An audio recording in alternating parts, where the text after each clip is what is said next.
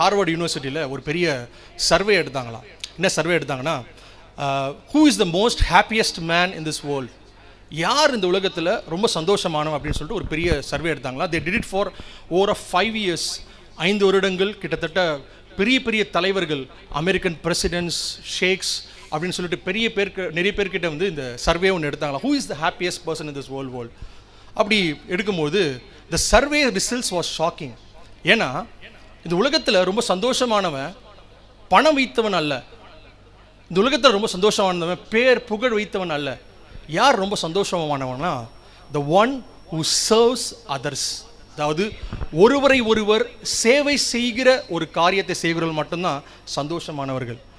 If you really want your house to be in peace at every time, serve each other. நான் நினைக்கிறேன் அந்த serve, when you have the heart of a servant, I personally believe you will win many hearts. எத்தனை பேர் நம்புறீங்க? ஹல்லேலூயா.